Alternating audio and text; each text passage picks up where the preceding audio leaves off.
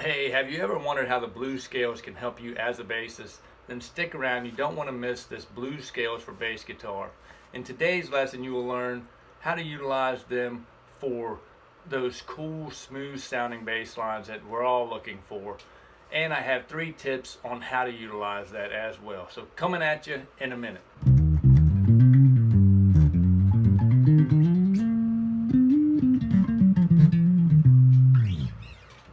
Alright, well if you don't know me by now, I'm Don with the bass instructor of the How to Play Bass online course at iwanttoPlayBass.com.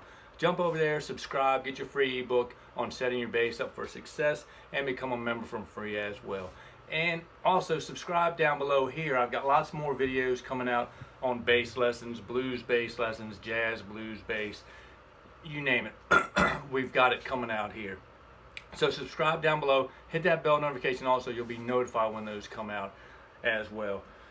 Now today we're going to talk about blues scales for bass guitar. I have 3 tips that you won't want to miss, so just hang around for those. So the blues scales are basically just the ever so pleasing sounds of the pentatonic scales. You've got your major pentatonic and you have your minor pentatonic, okay?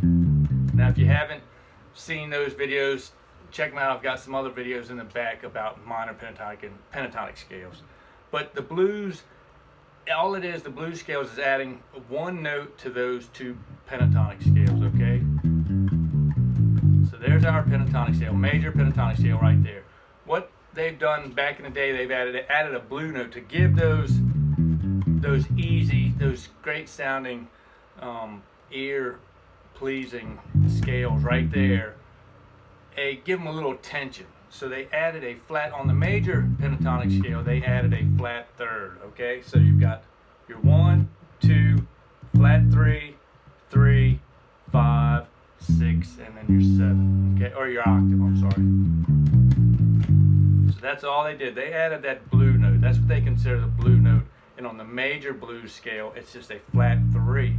Where the 3 here, 1, 2, 3. They added a flat 3 to give a little chromatic walk up. Okay, so that's just going to be here, because here's the major pentatonic in this position. And they added the 3, the flat 3.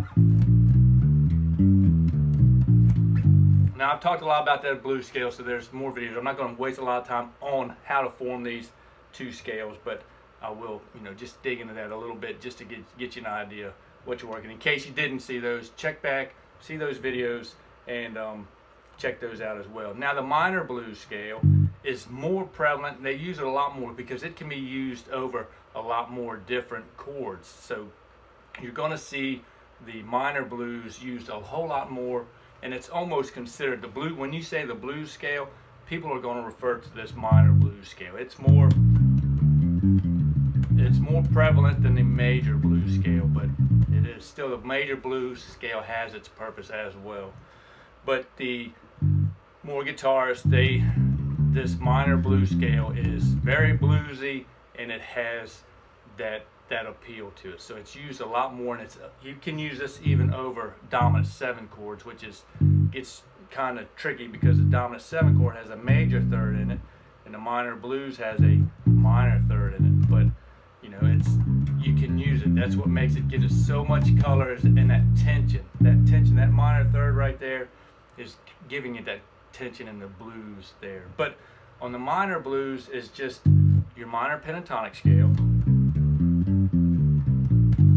and then they added the blue note again, which is a flat 5 or a sharp 4. Either way you want to look at it. Here's your 5, flat it. Here's your 4, sharp it. Either way, it's typically a flat 5 is what I typically say is a flat 5. So you've got that right.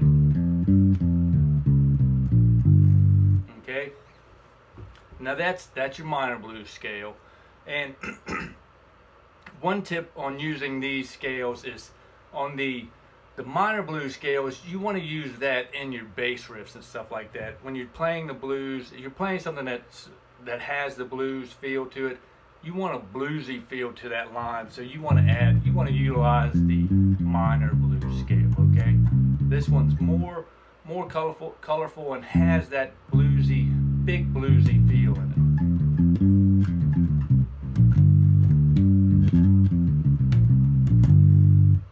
that's how you want to use that one. It's definitely, the minor blues scale is great for bass riffs and your bass licks, if you will.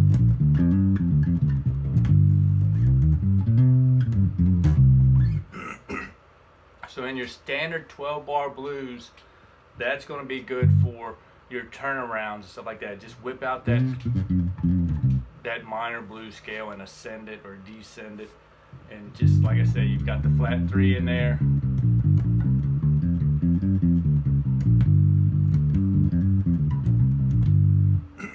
And that's in G. So that's G minor blues right there. And like I said, you can use the minor blues over dominant chords, minor chords. You can use it over all of them. It will work perfectly. That's why it's so used so often. So that's the minor blues. That's tip number 1, minor blues. Use it as your riffs or your licks. I mean, you can use the major blues scale as well, but if you really want a truly bluesy sound, then go with the minor blues scale, okay? So definitely go with the minor blues scale for your riffs and licks. Now, tip number 2 is something to be careful on while using both of these scales, because you can use your major blues scale as well for your licks. And I'll get into the next tip down. We'll talk a little more about that. But tip number 2 is you want to be careful on hovering on that blue note. You don't want to use that as a target tone, okay? You don't want to target that note and just hold on there. It's not going to work. It's going to look unprofessional, and they're going to see that, you know, if they hear somebody doing that, it's kind of a giveaway that, you know, that's not an experienced musician. If you're hovering around on those blue notes, they are basically put there to give color and a leading tone to either a half step down or a half step up, okay? So if you ever find yourself and you're getting ready to get stuck on that, just slide up a half step or slide down a half step. Don't hover on that note. Just know that you're only a half step away, so you can go down or up and then, you know, get back into it. But don't hover on these blue notes. That's the blue note of the major blues scale, or on this blue note here, okay? So don't use those notes as target notes. So that's tip number 2. Don't target the blue note, okay? The flat 3 or the flat 5. Do not target those. Do not hang around on those notes long. Just make it quick, in and out, and then just resolve it to the half step above or below. So it's pretty safe to say that you can get out of it real quick, and don't worry, don't stress over that, but definitely make sure you're not hanging on that blue note, because it's too much tension, and you know, it's just too much tension in there. It just doesn't fit well. So especially in the bass line, you don't want to do that. It almost takes it in a place that you don't want to be. So don't do that. Don't hang around on those blue notes. All right, so that's tip number 2.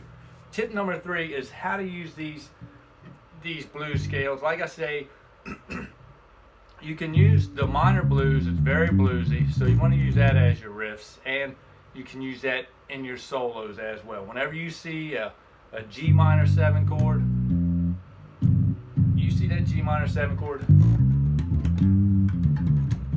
you can go right to the blues scale for your solo. And what I do a lot of times, and I've found it in sax players, I've transposed a lot of their lines. So I've seen in a lot of sax players, solos and stuff like that, transposing those, that a sax player, they'll take a solo, they'll take that blues scale, that minor blues scale, and they'll ascend on it, okay? And then they'll come right back down, and they will descend on the major blues scale. So that really gives it a little color. Then you've got two different colorful tone notes that you're using, and you're not just targeting the chord tones of the chord, the notes of the chord tones. So that's a great idea also. Just take that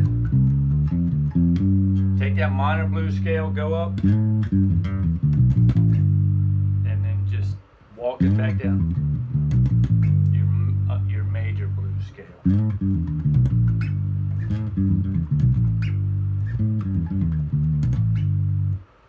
that's 3 tips on how to utilize the blues scales for your bass lines. It's a little different utilizing the blues scales as a bassist, as a guitarist, because most time on the guitarist, they're going to be soloing. They're going to be typically using it on solos, and so you want to be careful on using your minor blues scale over a dominant 7 chord as your walking bass line. It's perfect for turnarounds and riffs, you know, just bringing you out of it. But to use it in the entire song as your blues bass riff, your blues bass line, I mean, you want to be careful on using that minor third. A great way to utilize a 12-bar blues is that major pentatonic scale, because it's over a dominant 7. Now, if you've got the minor blues, you know, it's fine, but just you've got to watch what chord you're over. So you want the chord tones of that chord to be your target notes. You don't want a minor third. You don't want to be a minor third be your target note of a dominant 7 chord. Okay, you want to be careful with that. You can use it all day long, but just be careful. You don't want to be hovering around on it too long. Just be careful with using the minor third, the blues minor scale over your dominant 7 for your walking bass lines. You can use them as passing tones to get into that blue note, as a passing tone to get to the next note, but you don't want to be hanging around on it too long. Okay, so that's tip number 3. That might be tip number 4. That's a bonus tip. So those chord tones, you want to go when you're walking bass lines, you want to target the chord tones and the blues scale, blues minor scale. Just kind of use that on your bass riffs and stuff like that, your bass solos, your bass licks, you know, in there, just in your turnarounds, just to bring you around, give some color to your line. With that being said, I thank y'all. It's my pleasure to be here, and if help me help you, hit that like button for me, and I will catch y'all on the flip flop. See you in the next video. Thanks now. Have a great day. Bye.